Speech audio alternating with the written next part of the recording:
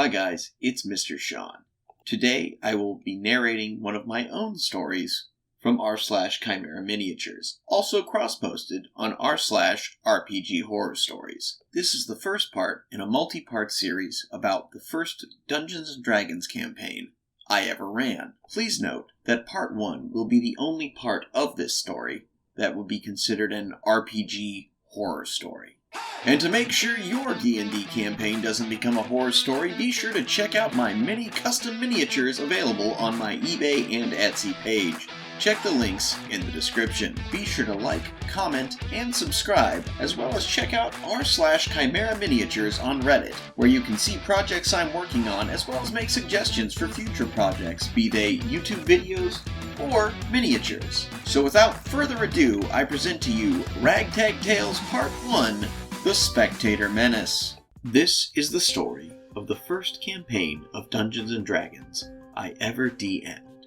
This is the story of the Ragtags. Cast. OP, that's me, Mr. Sean. The eccentric GM of the Ragtags. Otter. One of my best friends / favorite co-workers of all time. Dragonborn Druid. Boss Rocket. Friend / co-worker and roommate. Tiefling Warlock / cleric. Rice Lee. My half-Japanese friend whose character name was generated by the WotC name generator. Human Monk. Merrick. Friend / co-worker and the Gandalf Greybush of our friend group. Halfling Rogue. Sir Jeffers. Friend / co-worker. Wood Elf Ranger. Keg Hunter. Treasured acquaintance who joined along with Otter and Rice Lee. Dwarf Cleric. Up Top. Friend / co-worker and fellow Elmo voice enthusiast. Gnome Rogue. Mars. Joined our group after his other group fell apart. Drow Rogue. Roz. Mars' girlfriend when they first joined our group, their characters were not a couple. Drow Wizard. Priska. Otter's wife and a huge fan of the Witcher series. Human Blood Hunter. Shirt. Mars' half-brother who joined us later on. Human Barbarian / fighter. Star. Keg Hunter's girlfriend who tagged along with him to every session. Refused to play because D&D is for nerds. Part 1. The Spectator Menace. Note that this is likely the only part of the saga that could be classified as an RPG horror story. While the campaign was highly chaotic, it was for the most part highly enjoyable for all involved, and while it fell apart near the end, that was due to scheduling issues that caused us to bring the campaign to a premature close. While some details of the actual campaign will be mentioned in Part 1, the actual in-game events will be explored in depth in later parts. Let's begin. Once upon a time, my game night group decided they wanted to try playing Dungeons & Dragons. We typically played traditional board games like Zombicide or Betrayal at House on the Hill. But after watching an episode of Community where the gang played D&D, our group wanted to have a go at it. Being the nerdiest guy in the group, I was voluntold to be the Dungeon Master. Bad idea. I had played some D&D in the past, but in no way had a firm grasp on the game. Fortunately, I had recently started a job that paid enough for me to purchase the 3 main books and enough minis and other tabletop supplies to get started. That being said, adult ADHD made reading 3 rulebooks front to back a daunting task. So I scoured YouTube and stumbled upon a video called D&Diesel, where Vin Diesel is joined by members of Critical Role and The Nerdist for a short adventure DM'd by Matt Mercer as a tie-in for his upcoming film, The Last Witch Hunter. This led me to Critical Role. A bunch of us nerdy-ass voice actors sit around and play Dungeons & Dragons. Not being friends with a large group of voice actors, I opted to use Critical Role to help learn the mechanics of the game rather than how to weave a narrative. I drew upon my love of things like Elder Scrolls and H.P. Lovecraft to build the bare bones of a campaign involving a group of adventurers trying to save a group of kidnapped women from a cult who wanted to use them to bring back their ancient god. Not wanting to use the cliché of Cthulhu, I instead chose to blatantly rip off Hastur, aka the King in Yellow. Since my friends did not share my love of old HP, they were none the wiser. I wasn't entirely sure where I wanted to go with the story, and after an initial tutorial quest, I was planning on heavily ripping off the original medieval game for plot. None of the players knew about the old PS1 game, so it would not have been a problem. I did make the mistake of not wanting to use the tried and true you meet in a tavern intro, and instead went with the totally more original you are summoned by the Baron. The reason each person was summoned was sus at best, but hey, we were all new to this. Kids, you tried your best, and you failed miserably. The lesson is, never try. Early on, we lost 2 players. The first was our gnome rogue, Elmon Ticklefinger. This was due to the fact that his player, Uptop, got a new job that had him working nights every weekday, and we met on Wednesday nights, as most of us worked retail and therefore were not available on the weekend. The second was more interesting and will be the main focus of this part of the story. We lost our dwarven cleric of Bahamut, Cake Hunter. This was due to actions of someone who wasn't even playing in the game. You see, Cake Hunter had a girlfriend, Star. Star had no interest in playing D&D. This was not a problem, save for that she refused to let Cake Hunter socialize without her, nor could she sit quietly while we all tried to play. Instead, she would interrupt the game every few minutes to show us all various things on her phone, my favorite being a house that she would like to live in one day, except not that specific house because in her own words, "This one is in fucking Maine." We were in Ohio. Side tangent that is important to plot of this story. Now, I have no delusions about the fact that I am a bit of an asshole, especially when something or someone bothers me.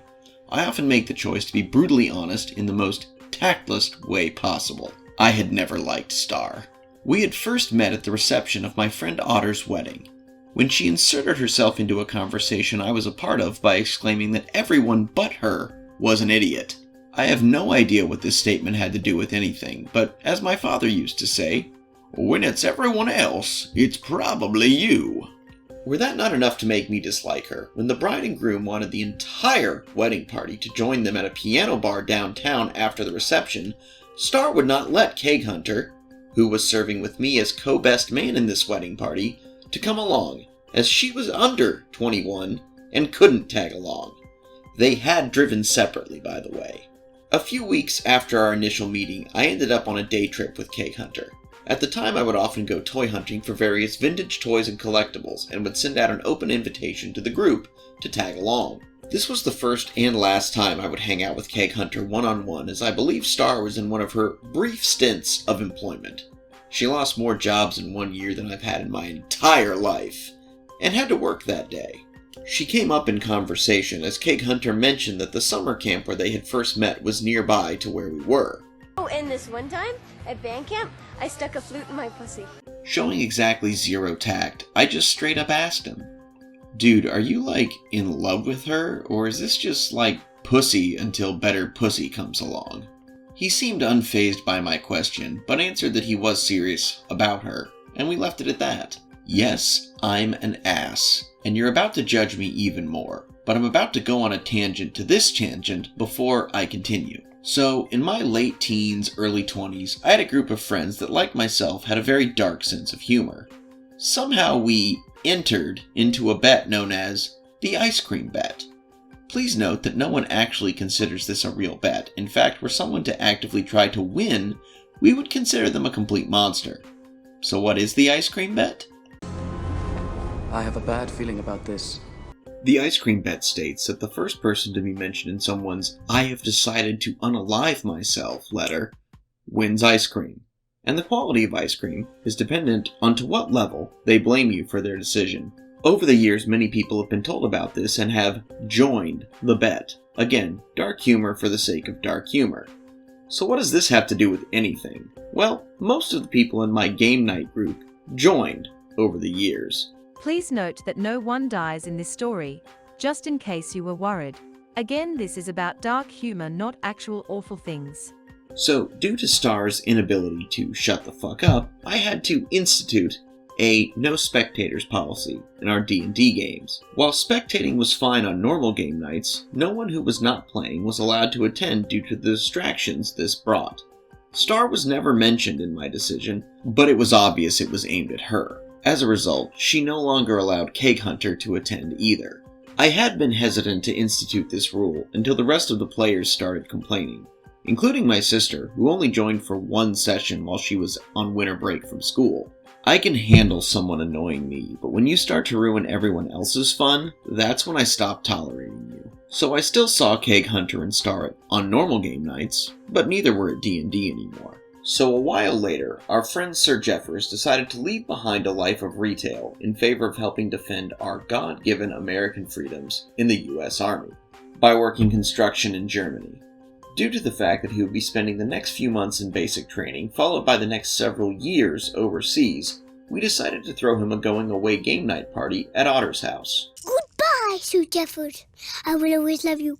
The evening was going well. We had given his Wood Elf Ranger a proper send-off last session, so we were just playing traditional board games. At some point that night I made a joke. I have no idea what it was, only that everyone seemed to like it so much that Star exclaimed, Wow, OP actually said something funny for once. Everyone looked confused, and Otter exclaimed, Star, what the fuck are you talking about? OP says funny stuff all the time. She decided to throw a few more insults my way, which I responded to with a mild clapback of my own. Again, I have no recollection of what I said, only that it was pretty mild and inoffensive, since we were having a party to say goodbye to a friend, so I definitely wanted things to stay civil and fun. The group laughed much harder at my retort than they did at Star's, and this did not sit well with her, causing her to exclaim, Real nice OP. I suffer from depression, and used to be suicidal. What would you do if I went home and killed myself? This, ladies and gentlemen, was Star's go-to retort whenever she was losing an argument, not getting her way, or just being called out on her bullshit. She had even used this several times on Cake Hunter in the past, when he wanted to break up, and she would threaten self-harm to manipulate him into staying.